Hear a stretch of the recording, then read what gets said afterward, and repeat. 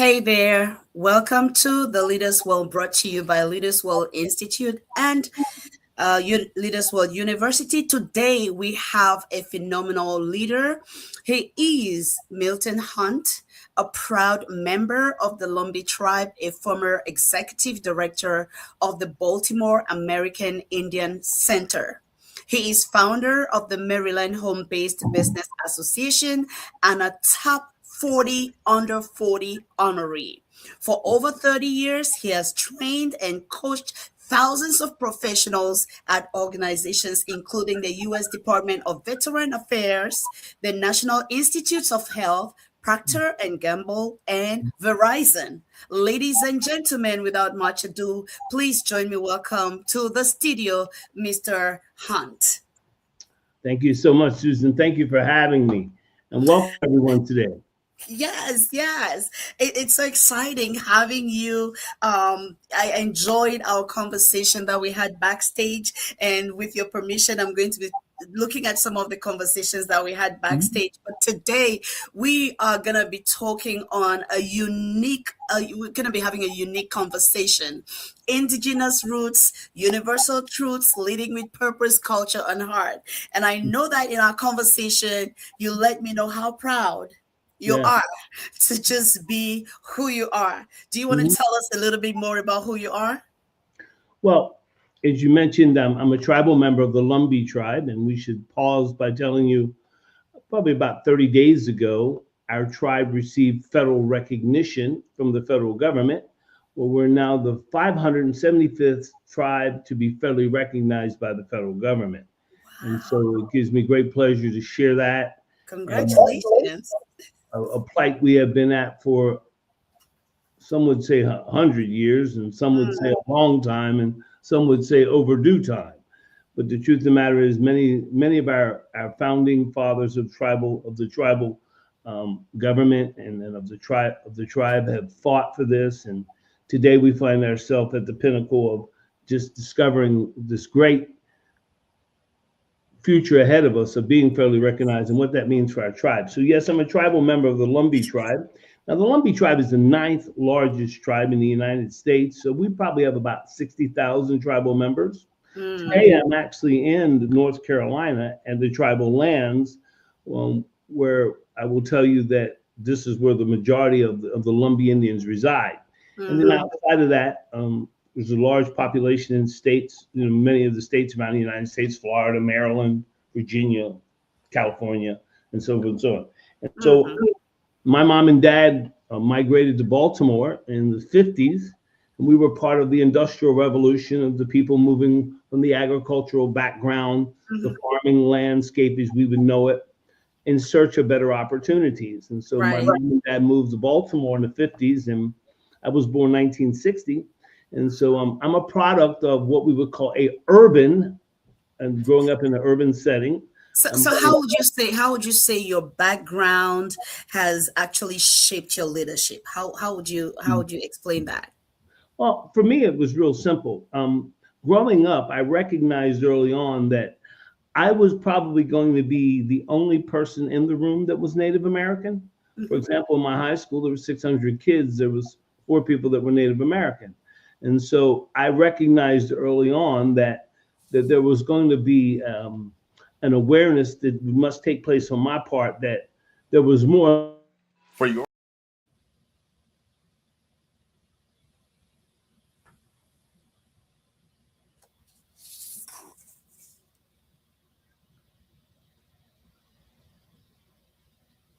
And we'll be right back in a second.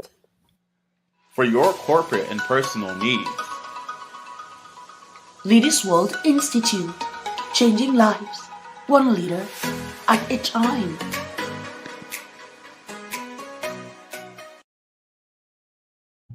Sorry, we had that glitch there, and you were sharing with us how your background actually shaped your leadership philosophy. Would you please continue? And so early on, I recognized, as I said, that there was going to be a case for me where I was going to be the only one in the room that was Native American. Right. So that experience, while I say it shaped me, it really, what it did was it brought about awareness that we all wanted the same basic things in life. We all want love, acceptance.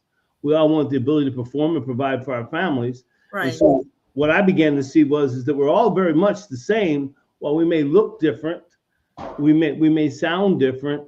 At the core, we all want the same thing. So I recognized that people just wanted to be treated with value. And so that began to shape my leadership early on. Then along the way, we discovered that even there's other opportunities. For example, Native Americans are such a proud heritage of people. We find ourselves that we were sometimes, we'll call it indigenous is the word we're using today. You know, we were indigenous to a land, to an area, which made us unique and special. Right. And so it really, I would say early on, going back as early as age 18, I can identify where I saw some characteristics. Now, do I think people are born leaders? No, I don't think there's actually you just dived into my next question, which was, when did you actually realize that you were called into this space, into the leadership space?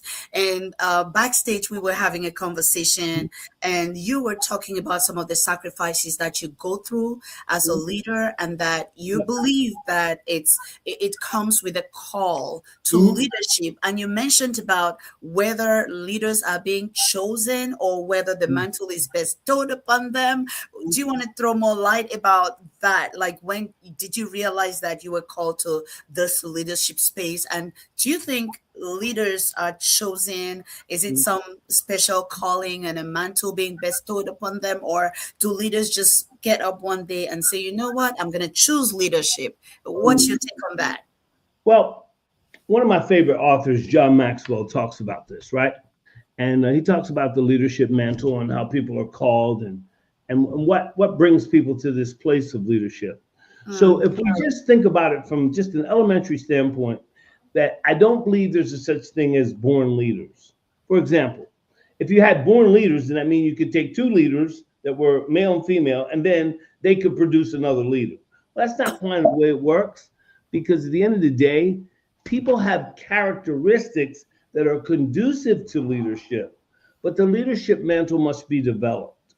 And it must be something that we learn, and yet we grow. So I believe there's a calling on people's lives. I believe people have a certain, if you will, a gift or a certain talents and things that allow them to move that space. But that still doesn't mean you're a leader, because you then have to exercise these characteristics. You hone your skill, your craft. You recognize what it is. Then when it moves from your head to your heart, now you really transform people's lives. I mean, too many people that they can tell you all the philosophies of leadership. They know them, but I don't think their heart is conducive to leading people in a way where they care about the people. You've heard this said time and time again. People don't care how much you know until they know how much you care. Right. And so we find that it is a certain calling, but you have to develop. Nobody made us do this. We chose to do this. At some point, we say, I want to continue this. And what are those characteristics that are conducive to leadership that you mentioned? You said some characteristics are conducive. Yeah, I think the first one is serving. I think the servant heart, right? I think caring, compassion. I think well, sometimes we see this as a title that I am the leader, but the responsibility that comes with that is amazing. To be able to say that, you know, this has been bestowed upon me to, I don't want to say take care of, but to be in charge, to lead, to guide people's lives and shape their welfare, to shape their future. And so we know that not everybody's going to step up to the calling. And then some people actually will do something adverse to the calling. And this is when ego, E-G-O. And for me, I think ego, E-G-O, stands for edging God out. And I think when we get to that point where then the mantle becomes more about us than the people, then we've lost touch. Oh, wow. I've had that. Wow. That's a good one. Edging God out. Yes. Yes. Wow, wow, wow. Now you talked about leadership and those characteristics, and I noticed from your material that I studied that you teach a lot about management and leadership, and you make a distinction between the leadership and management, and this happens to be one of your most requested trainings. Do you want to share with us and our audiences today? Well, Susan, what I recognized early on is this statement. And now remember, I've been doing this for 36 years. So um, that doesn't mean anything other than I've had the opportunity to keep giving my gift and my purpose away. That's what it really means. But I Absolutely. recognized this early on. I recognized that all leaders were good managers, but not all managers were good leaders. Mm. And then I noticed something else that began to happen, that managers were people that were task oriented. If you want something done, you want to get a task done, give it to a manager. I promise you they'll get it done. That's their focus and aim. But I noticed that when we started talking about leaders, it was more about the relationship they had with the individuals versus the task. The task is important, by all means, but it was a caring and compassion for the people.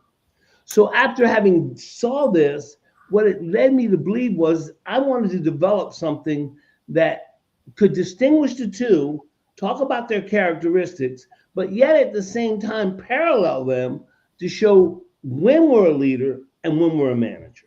To what group of people do we lead and to what group of people do we manage? So I developed this training called Leadership versus Management.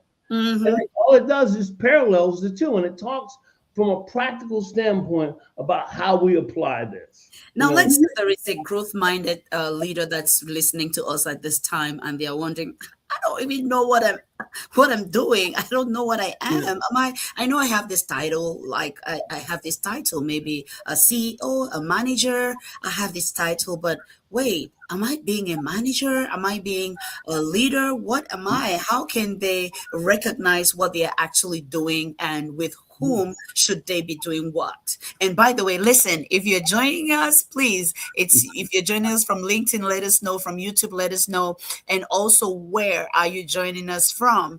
And if this is being of value to you already, would like for you to share with your friends and relatives and colleagues. All right, do us a favor, share this so many more people can get access to this great content. Today we have with us Milton Hunt, who is a motivational speaker. He is an edu trainer, energizer, and motivator. He's going to tell us a little bit more about that, because if you think I know what that means, maybe I don't. We're going to talk about that in a bit. But right now, he's telling us about managers and leaders and the difference, and how you can actually recognize what you're doing and with whom, so that we become better versions of the leaders that we want to actually be to the people we lead. And so you were asking the question about, we have people listening today, and how Yes. will they be able to identify? So let's start here. Let's recognize that we all in this leadership space, our goal is to grow our leadership mantle, right? And so Yes. the first thing we have to understand is, who are we leading and who are we guiding? Who are the Mm. people that are on our team? Because we can only lead the people that we have on our team. So the first thing I say is there's three types of employees. Those employees that are engaged, those employees that are not engaged, and those employees that are actively disengaged. So if you thought about these two or three groups of people, I often say the engaged worker, that's the person that you're leading. Mm. See, this is the person, they show up with purpose and passion. They get the job done. They're accountable, dependable. These are people that at the end of the day, you don't micromanage them. You simply provide support. You provide an environment. You create an environment. So you're leading that group of people. But the people that maybe show up that are disenchanted, they're not focused, they're not engaged, well, you may have to manage them.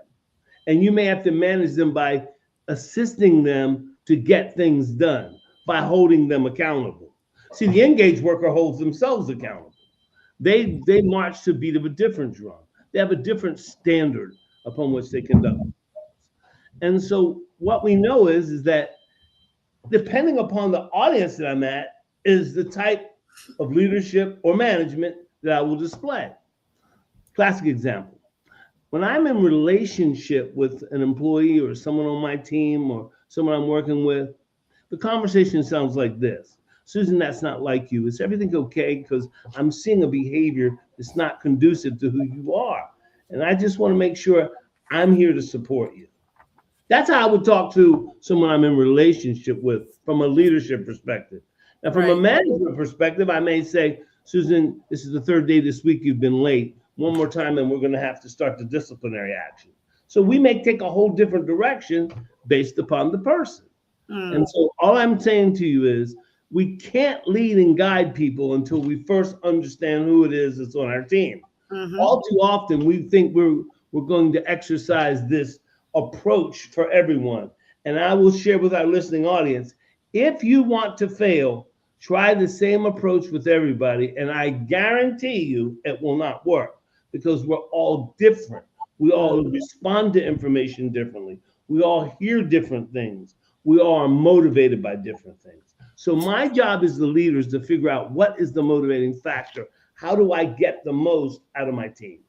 I have seen situations where leaders actually say, I am a leader, I am not a manager, and I am going to delegate management to other people. How does that sound to you? I think if you have the infrastructure, the team, and the people in place that you can do that, absolutely.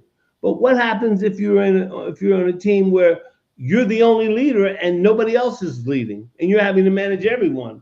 So it really is. It's a style, like you've heard some people, the delegating manager, the delegating leader, the supporting leader. There's different styles. Mine is one of a servanthood. I just believe that my job is to serve the people that have been so gently and delicately placed into my life in this period in time. I don't take it for granted because they could have been anywhere. And so some reason that maybe, if you allow me to say, God or the creator has saw fit to have them in my life, I want to make sure I'm impacting them and doing the best that I possibly can do while we're together. So I often say, my goal is to leave you better than I found you. And you mentioned about servant leadership, and when we hear about servant leadership, it sounds like it's a concept that says you have to be maybe the lowest person in the hall as far as respect, or the lowest person as far as who should be recognized, because servant leadership sometimes is styled like that. But we understand that the world rewards the loudest and the biggest voices as far as ego. And how do we find that balance when you talk about servant leadership? Is it actually a thing? Is it just a fad, or does it actually exist? Well, by all means, I think it exists, because if we just start from your premise of, do I have to be the last? And, there's books, I think one of the famous books, Leaders Eat Last, and all these different titles of books you've heard. I'm not supposing or proposing, I should say, that I have to belittle who I am and be superior to whatever the situation is. What I'm saying to you is my job is to recognize I'm to serve them. Now, serve them is not always me having to, for lack of better words, be without. Like sometimes I may just have to serve them by telling the truth, but I try to do it in a way where it's caring, compassionate, but yet it's effective. Like nobody needs to be belittled. You don't have to belittle people to get your point across. Now, if that's your approach and that's what you want to do, and that works for you, then I would say continue doing it. But I'm old enough to remember a time when I was in the workplace that it was my way or the highway mentality. It was do as I say, not as I do, and I've seen the work shift, the workspace change, and I've seen the workforce change, where I think people at the end of the day just want to feel valued. Yes, and we can treat people valuable. Listen, the things that are important to us, we treat valuable. Mm. And so the question would be is, can we give this servanthood of people, serving them to what they need, by yet, as my mentor would say, being a man of steel and velvet? Can I Mm. say the hard things, but yet be compassionate enough to them and help them in times of need? And can Mm. I serve them? And the answer is absolutely yes, you can. The challenge is, you hit it right on the head. Society doesn't reward that. That's not what we're looking for. You know, I'm at age 65. You know, I find myself loving LinkedIn. It's my favorite platform, and I think it's you and I started our conversations. You know, I'm not real big with the other platforms, but it seems as though the louder you scream on those platforms, the more people want to hear from you. Well, the truth of the matter is it because you have something to say, or is it just because you're loud? Because at the end of the day, there's a difference between talking and having something to say. Mm. And so I think servant, for me, it fits who I am. Now, Mm. it may not fit the next person, but my spiritual beliefs, my my station in life, my experiences in life have taught me that the best thing to do is to serve others. Absolutely, absolutely. And I like how you talked about just seeing the value in people and Mhm. bringing out that value because as we realize that's what leadership is all about. And you also teach about maximizing potential. You Mm. teach about maximizing potential, and that's of course because you see value in the people, because you wouldn't want to bring value from where you do not see value. You see the value in the people and you work to bring out that value, and you teach on maximizing potentials.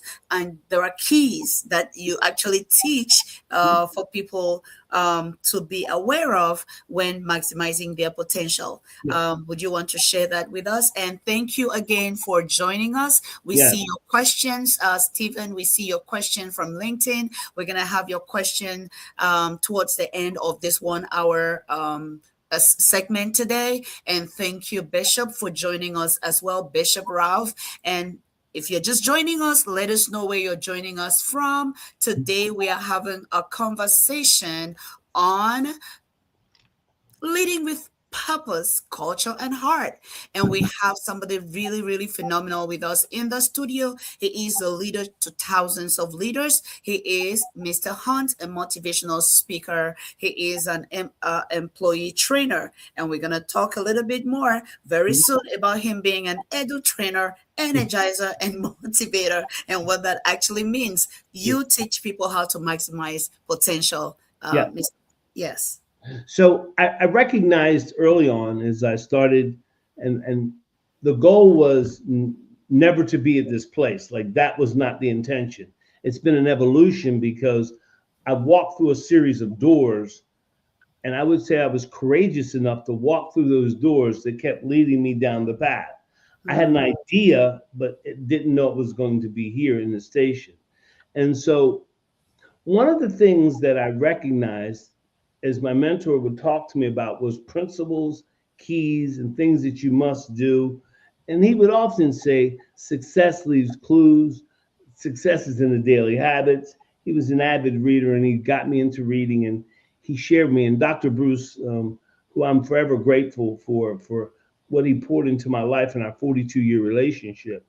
Wow. What I recognized is that he said to me that you had to have some things that were meaningful.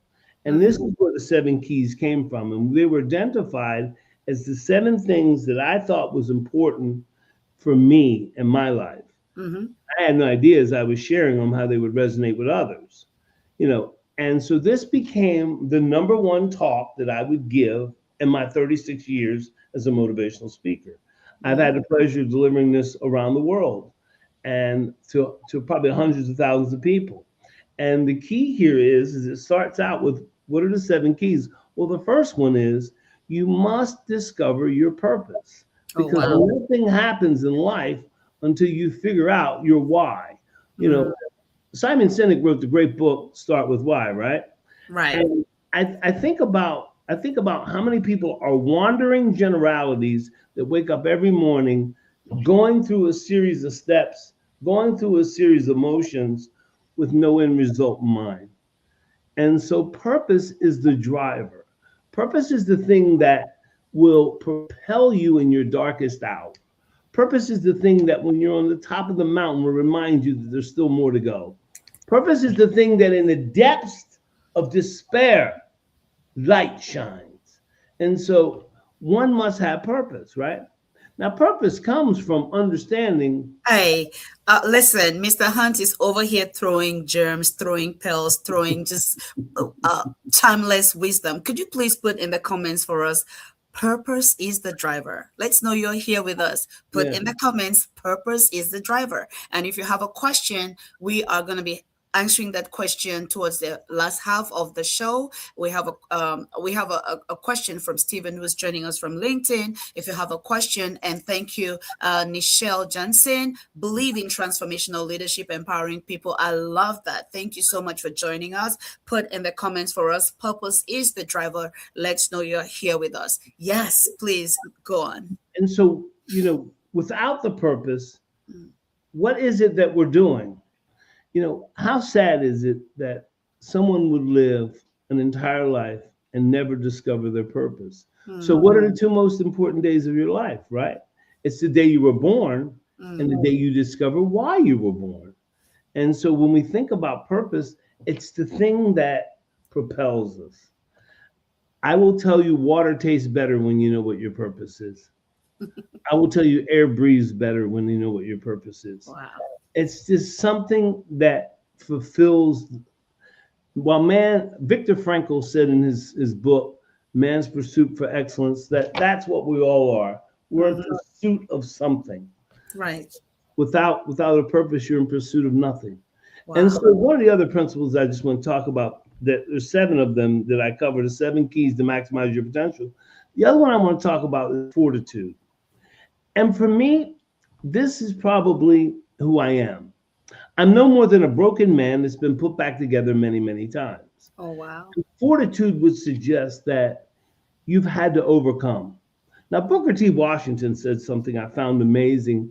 He said, success should not be measured success should not be measured by the levels and things man has achieved in life, but based upon the obstacles that he's had to overcome. And if you show me an overcomer, I'll show you a becomer. If you show me someone that has willing to get up in the face of defeat, no matter what that looks like, I'll show you a success. That's what it really is. How many times will you keep getting back up? And how many times will you pursue forward? We know life is going to come by and sit on your doorsteps at the most unopportune time. That's what you and I were talking about in the backstage, about how life has come by at this station in my life. I had no idea, and what's happened. But yet I will overcome. Yes. I will transform beyond this to where I'm supposed to be. And then I will be able to look back, reach back, and tell someone else that you can do it too. Now, in your trainings, you talk about purpose, you talk about relationship, self-image, fortitude, self-discipline, life plan, and attitude. Now, looking at them and seeing that they are all very, very important, I'm wondering, which of these do you think leaders struggle the most with? Right. Well, it's the purpose. Oh, okay. Yeah, I mean, they like the title, they love the title, but they don't always subscribe to everything that comes with the title. And so, if they could pick and choose, like, they're okay understanding the rest of these. The rest of these are just principles that we have to adapt to and learn. The life plan. Yes, you have to have a plan for your life. We all have goals. We all have things written down. We're clear on those. Yes, we understand our self-image, but it really comes back to purpose, right? Like, what is our real purpose for doing what we do? Is it selfish, interest-driven, or is it people-centric? And so that can be a struggle. And I will submit to you that over time, your purpose changes. I remember at age, let's say 35, in 1996, when I was the executive director of the Baltimore American Indian Center, we were managing the tribal affairs for all 42,000 Native Americans in the state of Maryland. I failed miserably because it was more egocentric for me than people-centric. And the failure came from having my eyes in the wrong place, looking at myself and what could I accomplish instead of what could I do for others. Well, until you've been through that, you can't speak wholeheartedly about it, and you can't speak with conviction, and you will recognize that, thank goodness I grew through that. Yet my purpose changed again at age 50, where I look now and what I want to accomplish, while it's still in the same vein about serving and leaving people better than I found them. Your purpose has changed. You called to a Robert Schuller wrote a great book called Peak to Peak Principles, PEAK to PEEK principles, peak to peak. And he said in the book that when you get to the highest peak, PEAK, you get a PEEK of the next principle, of the next plateau. And so I recognize that there's still more to do. And at 65, I've got yet a stronger vision, you know, Now, listening to you, it's getting me to think, does it seem like every 10 years there is a revolution in the life of the leader, and you're wondering, oh, wait, what's my next peak to peak? And is that what it sounds like? And when does the leader get to the point where they know this is it? Maybe for the rest of my life, this is it. Well, I hope they never get there. I hope they never get there, because now you're suggesting that you've arrived. And when the truth of the matter is that aren't we all reinventing ourselves every so often anyway? I mean, let's look at what's happening just to divert a second. Here we're in a time and space where I think this will be one of the greatest frontiers we've ever seen in business with this introduction of AI, right? Yes. So now, what would I be like at age 65 saying, well, that's not going to impact me. I'm not going to take the time to learn about that, or I'm not going to investigate that. That would be foolish, because watch, the people I'm leading are going to be entrenched in it. And why wouldn't I want a working knowledge of it as the leader? So we're constantly evolving and growing and stretching. The challenge is, will we answer that bell of growth when the bell is rung, or will we put it off and say, that's not for me? And so I don't suppose nobody has arrived. Miles Monroe, one of my favorite authors, said this. He said, when I die, I want to die empty. I want to get everything out of me and give it away. Whether it's a song, whether it's another sermon, whether it's another message. I'm just wondering how many people listening today have the music inside of them and they've never released it. And to you listening today, this is what I asked you. The question I asked you is, why not? What are you waiting on? And so it could be every 7 years, could be every 5 years. I look back at COVID, how that transformed us, and that was only 5 or 6 years ago. So we're always evolving, we're always growing. Wow. I love that. And we're going to switch gears a little bit to look at employee engagement and organizational culture.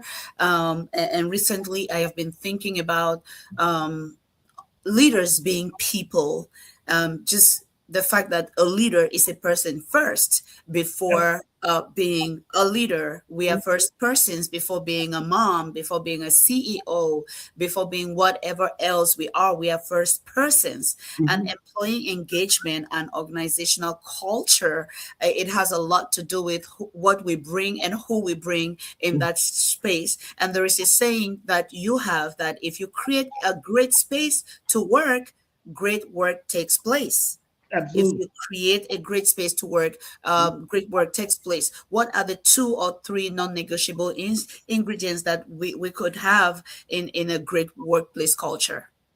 Well, first of all, let's define culture for the folks that are listening, because all too often when we talk about culture, one may think about the color of my skin, the origin of where I'm from. I'm not talking about that culture. This particular reference of culture, when we talk about workplace culture, I want our audience to think about this. Workplace culture is no more than this. It's how we show up every day.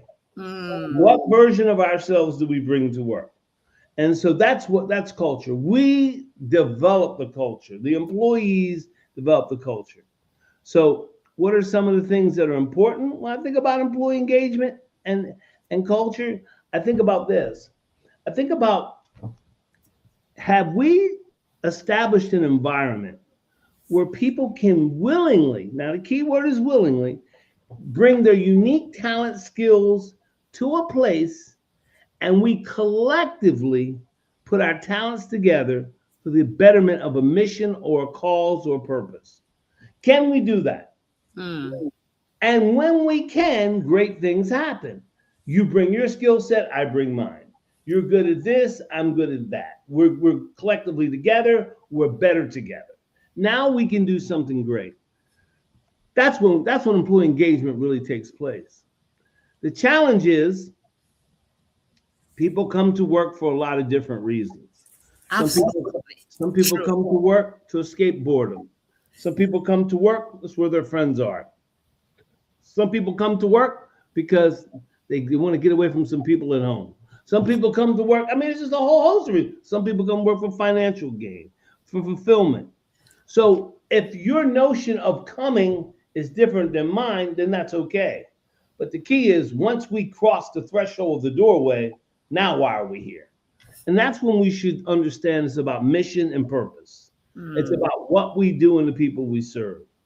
Now, I'm telling you, having seen this time and time again, people are confused when they come to work. I'll tell you, I have some contracts with the state of Maryland. I have to remind state employees sometimes this. While the state of Maryland owns the job, you own your career. And so it's incumbent upon you to build your skill set at this place called work. And how you choose to engage is really going to speak volumes of where you're going to be at in the next 10, 15, 20, 30 years, ever how long you choose to stay. And so I think the first thing I want us to think about with employee engagement is this. Do you truly know why you do what you do? And if you tell me it's for the paycheck, then you're so confused, because it's got to be more than that. There's got to be a driver beyond the paycheck. Right. Because watch, when they don't give you a raise, does that mean you stop doing what you do? When they tell you company profits are down and we're not able to compensate, or there's not going to be bonuses this year, do you still perform? Absolutely you do.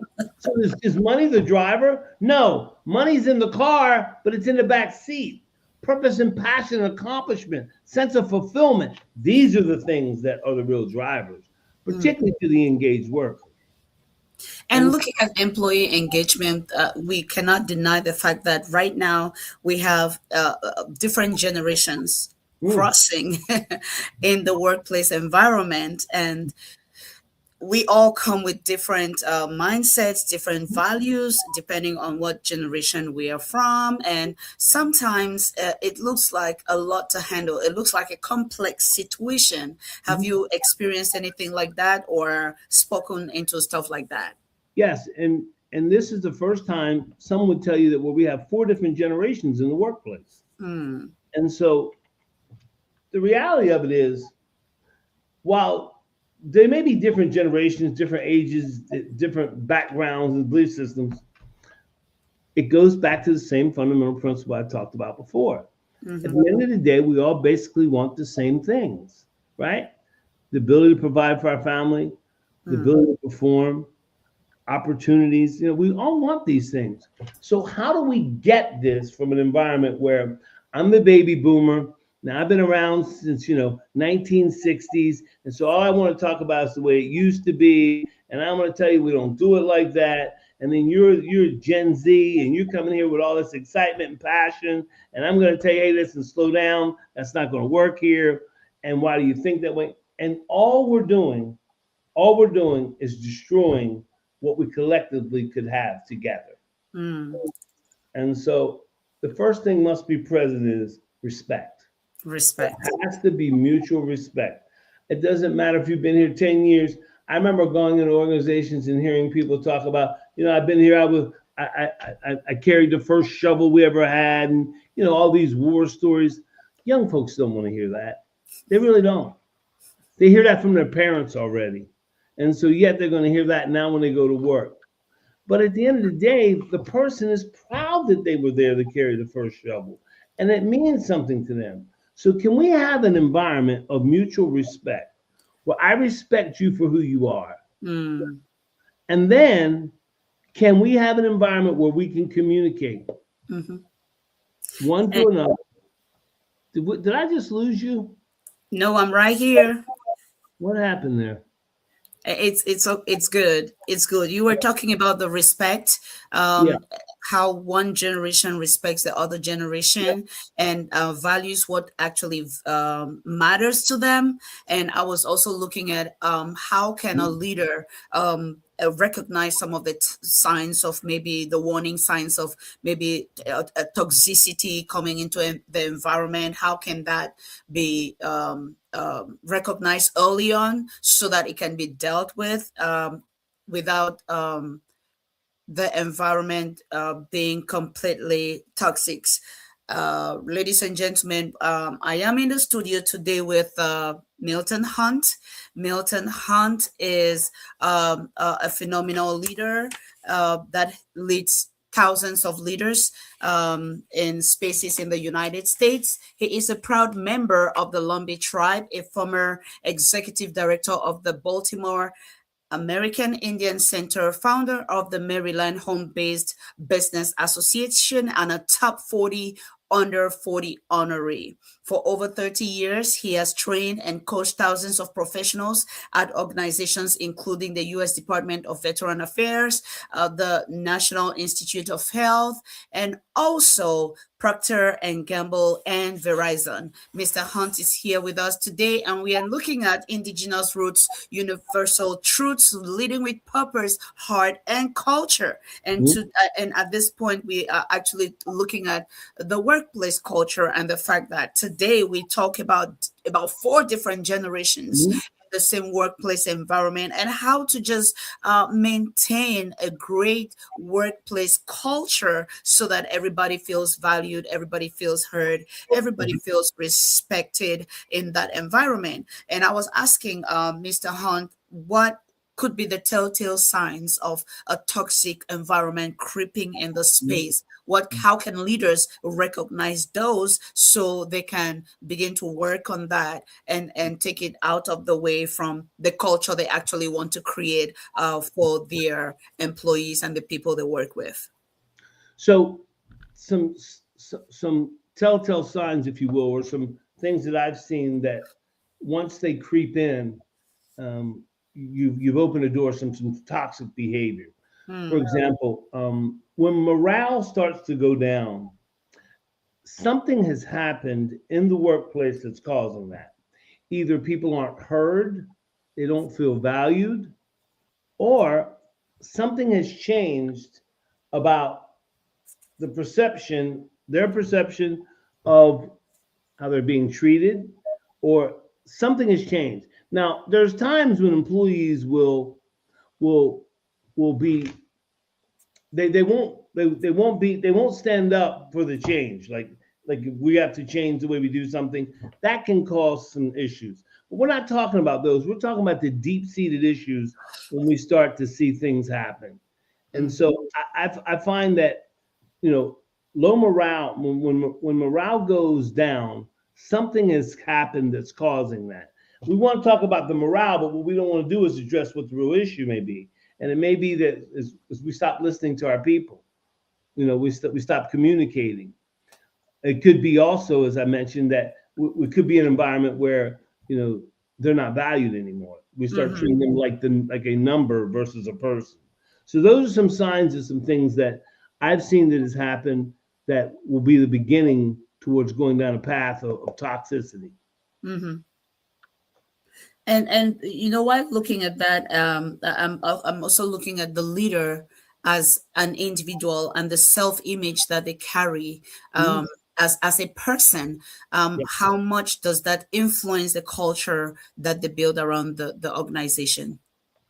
So one of the things my mentor would share with me is he would say leaders are readers. And the Mm, leaders that are working on themselves and their self image are comfortable enough within their own skin that they don't have to impose themselves upon people. Right. Do you know when you have to tell people you're the leader, that's a real problem?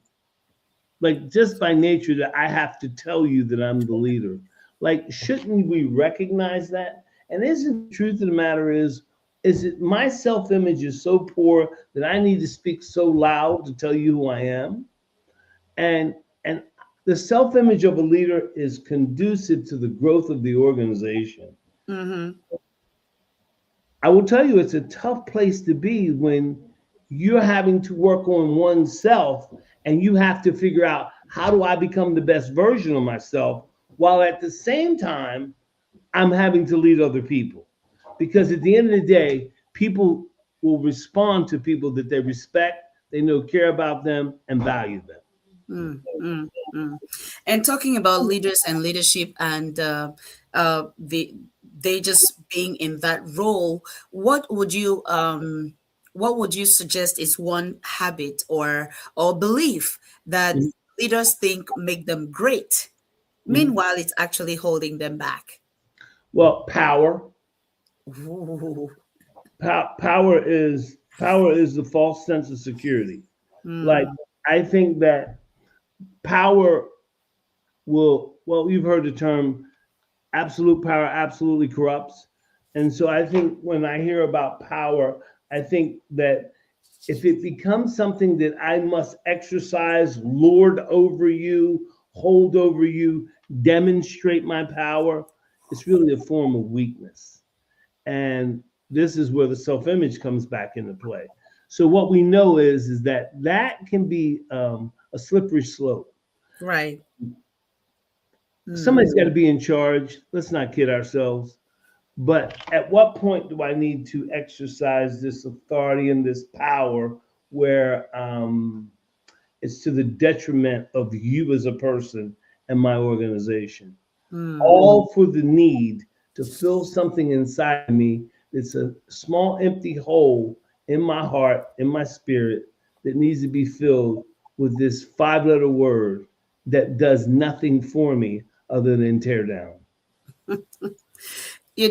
Sometimes I hear concepts like multi-dimensional leadership, and I hear people talk about different kinds of leadership strategies and leadership mindsets and they look at the evolution of the leadership approaches that serve different people at different times and that were popular, like the traditional styles like the autocratic, authoritarian style, and then transactional style.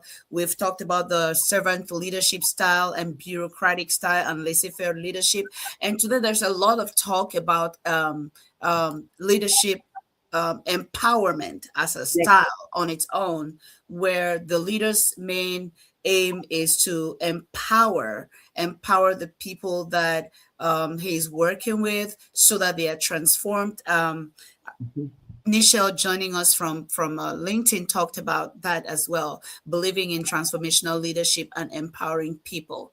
Do you think these are all different names for the same thing, or are they actually different? Well, it's interesting how everything becomes renamed, repurposed, reinvented.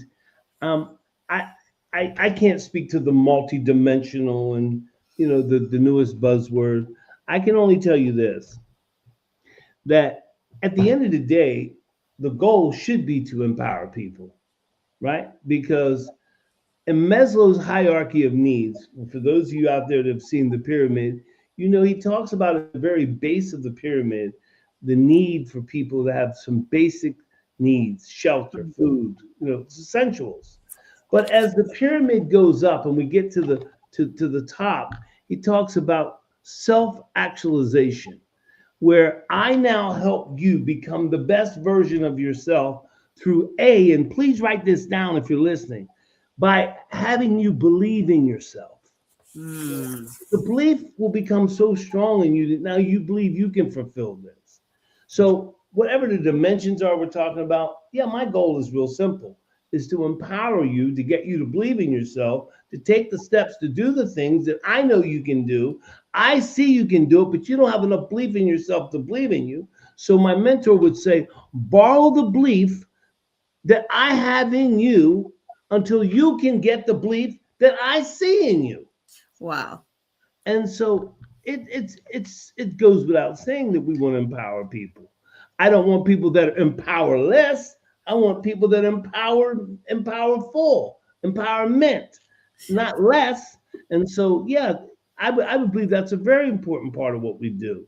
But before I can empower you, I have to have relationship with you, and we have to have trust. Mhm. Like, you don't trust people to empower you that you don't spend time with. Mm, mm. And So, so, so yeah. yeah, So yeah, yeah.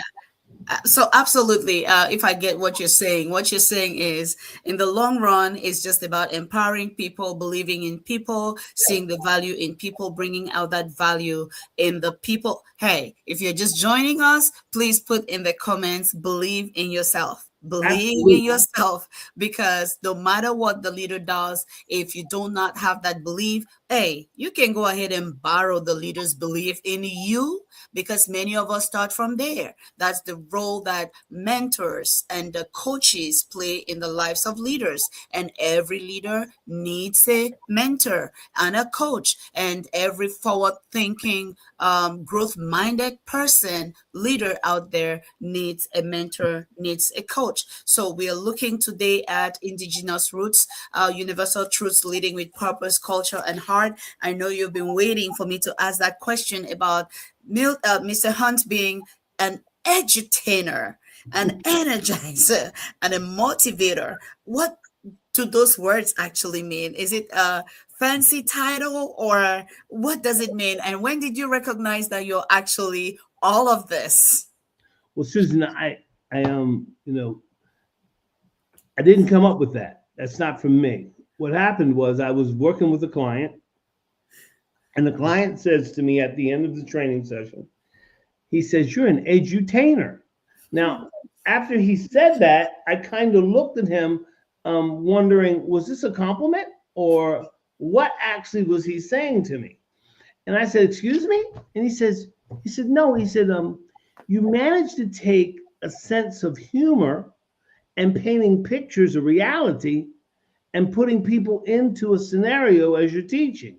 Mhm. And I thought about that, and I still wasn't quite sure, was this a compliment? And then he said, "Because people relate to you." Well, I knew that was obviously a compliment. And Mm. so he called me an edutainer. So I go back and I tell the team, "Hey, I got a new title today." And they go, "Well, what is that?" And I say, "Edutainer." "Well, what's that mean?" And so I explain it to everybody. Well, it stuck because somebody on the team said, "Man, that describes you to a T." And Mhm. I thought, but I don't want to be like, I often say this: if your job is, if you're a comedian, tell jokes. If you're not a comedian, don't tell jokes. But you can use humor, you can use life examples, and as Native Americans, we love storytelling. So this Okay. really fits my culture, right? From those indigenous roots. So how do we tell a story, paint a picture, put people in the picture, and make them feel part of it? Mm. And it's a way of painting. I often say, painting pictures with your words. So here we are, Susan. I want my words to go before me and paint the picture so that when you show up, you'll see it clearly. Oh, wow. Oh, And wow. so, whatever that looks like from an edutainer standpoint, it's stuck. And so here we are. And I think this was probably about, I don't know, this maybe about 4 or 5 years into my career, I was called this. And so for the last 30 years, we've been saying we're an edutainer. And everybody wants to know, what does that mean? How did you get that title? Well, I didn't give it to myself. Someone gave it to me. You know, when the And world, guess what? And guess what? We all love it. We all love it. Like, I watched your videos on YouTube. I was like, oh my goodness, he's something. so I was like, he's something. And your passion is like palpable in your videos. I was like, this is so amazing to just see how you use like all that you are to Yeah. bring these valuable lessons on leadership. Today, we have with us Fabiola also joining us from LinkedIn. We have Hedrin joining us on Facebook as well. We have Bishop Ralph joining us from Facebook. And of course, Steven is joining us from LinkedIn. We have LinkedIn user Sierra also joining us. We have Nichelle joining us. Today, we are so grateful that you're here with us. Yeah. One of the questions I'm going to put it up very soon. Yeah, and Steven says paints the picture to create the story so it sticks. I love that, and I'm about to bring up your question, Steven, very soon. The question you asked earlier on. But before we get there, what is the greatest moment? What's one of your greatest leadership moments that you've ever had? You might have had many of them. Would you want to share with us? I mean, you just opened a whole different line of thought in my mind when you talked about storytelling, and I'm like, maybe you should tell us one of your greatest leadership moments that you've had in your decades of experience as a leadership trainer. Wow. I don't know if I've ever been asked that. What is the greatest? Personally, obviously, it was my children. From a personal perspective, watching them adhere to some of the principles we talked about early on as they were kids, instilling some leadership into them, and now watching them in their 30s exercise that leadership. That gives me such a great joy. I don't think there's ever a father that would tell you, I don't want my kids to be greater than me. And so that probably from personal. Professionally, oh my God, there's been so many great moments. I don't know if it was standing on stage talking about pain that I have experienced, and whether it was going through divorce, whether it was my battling of cancer, whether it was, in 2007, losing everything when the stock market crashed, whatever that great setback was, I think those are great moments. I think because what you're doing is you're comfortable enough within yourself to tell the story of your pain that would open the windows of your soul to allow others to peek in, that would give them a sense of hope. Now, for me, that's greatness. It's not the accolades. I mean, we've been honored, but to receive so many over the years from governors in different places and things like that. And those are all well and fine, but they don't define the greatest moment. They're just part of the process. Wow. You did work, you receive accolades. You did work, you sowed good seed, you reaped good seed. Wow. But I think probably being comfortable enough to stand on stage in front of thousands of people talking about my pain, because here's what happened. When I was institutionalized in 2007 for depression, at the place where, at the lowest point in my life, I'll never forget this. And my mentor said to me as he visited me, we were in Shepherd Pratt in Baltimore, Maryland, right outside Baltimore County. And I remember life had just crumbled. Life had got to a point where it was just too hard. It got to a point where I just could not take it anymore. It got to a point where it was my darkest days.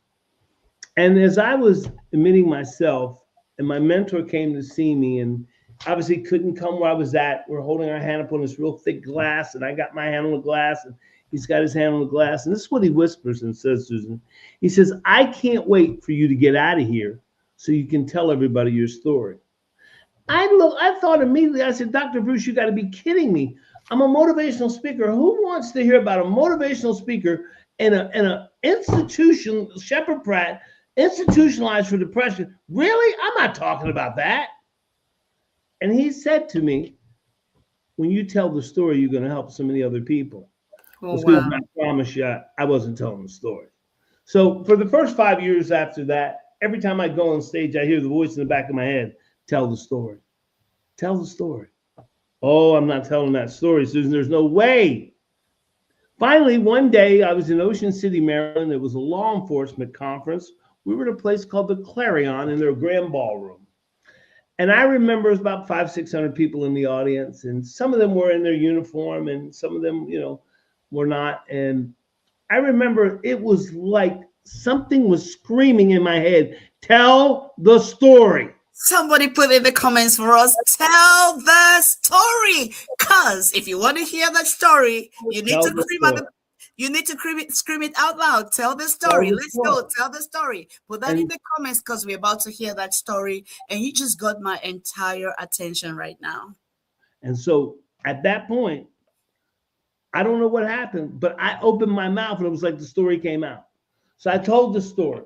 I told the story being depressed. I told the story because I grew up in a place where my father would tell you what goes on in this house stays in this house. I grew up in an era where we didn't discuss things like this. And now I'm going to stand on stage and talk about it. I know this is not going to happen.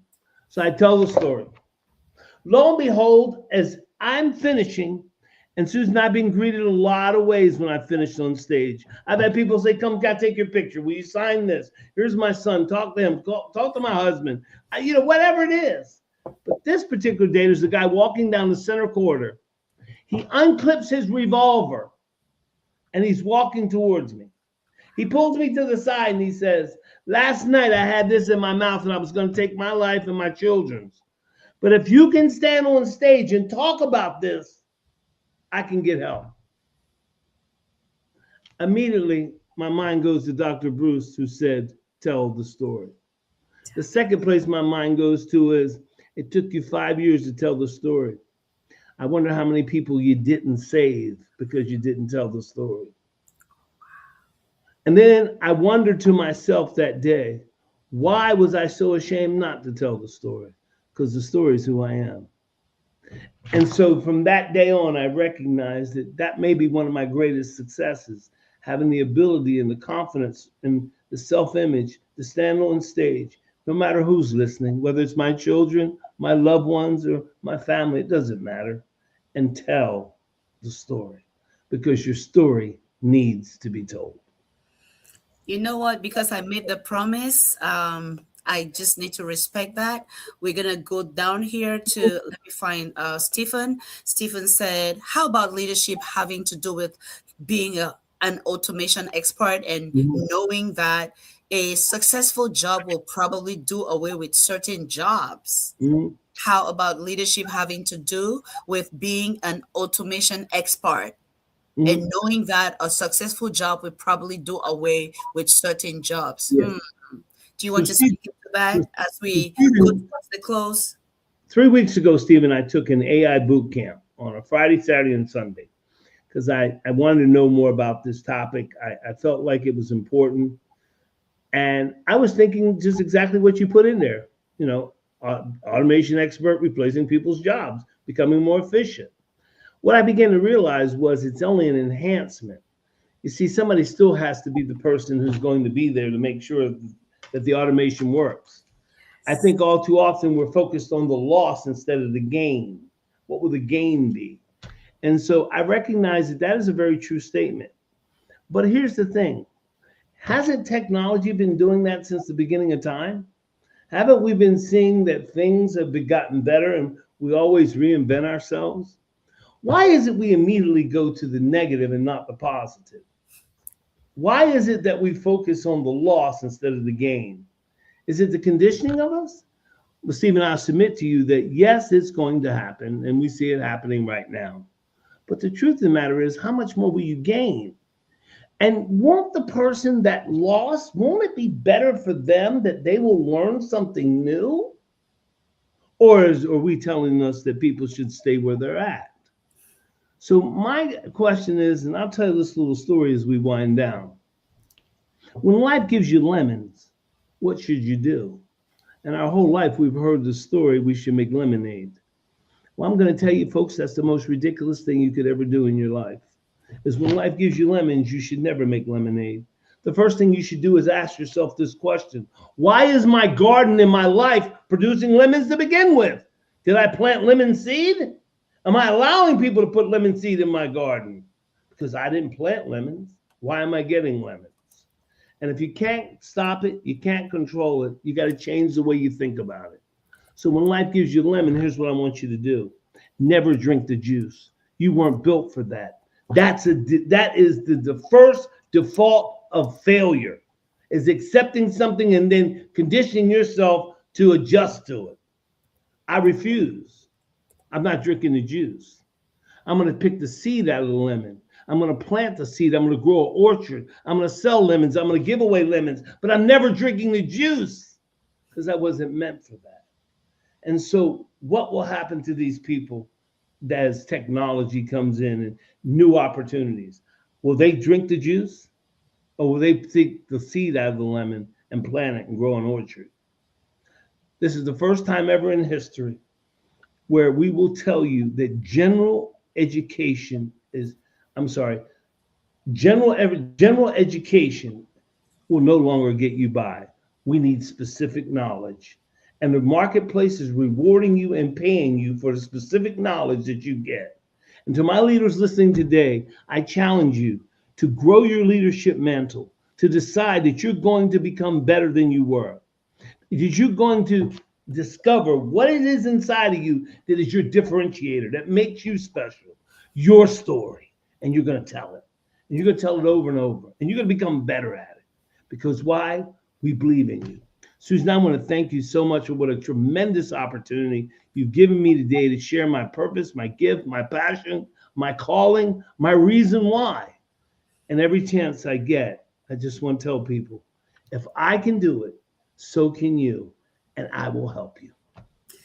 Hey, we have come to the close today, and thank you all for joining us. It's been amazing. We believe in you. And yes, you can check out Milton Hunt, and you will find the amazing person that's spoken with us today.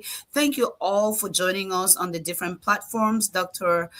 Roach joining us from LinkedIn as well. We are so grateful that you were able to make this time to join us. Let's see, who else did we not acknowledge yet?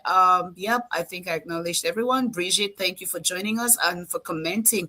Hey, go ahead, if you're watching on Facebook, go ahead and leave us stars. Leave us stars. Yes. And yes, share. And this is going to help us to reach more people. We are on YouTube as Leaders World Institute. Please subscribe, help us to reach more people. And I just don't want to let you go. But I guess I have to let you go. What's your final word for our audiences? That's a great thing. Well, I want your folks to please come follow me on LinkedIn. Connect. Let's connect, because we post a lot of great content there, and you'll find my YouTube channel is very robust. All you have to do is search Milton Hunt. And then we're on some other social platforms, but those are two primary places, LinkedIn and YouTube. And come join us. And I applaud you for what you're doing as you continue to hold the banner up for Leaders World. And we encourage everybody, tell your friends, join us, pass the word around what we're doing here. This is more than a podcast. This is a movement, and we need you. We need you, and we'll see you in the next episode. Bye, everyone. For your corporate and personal needs. Leaders World Institute, changing lives, one leader at a time.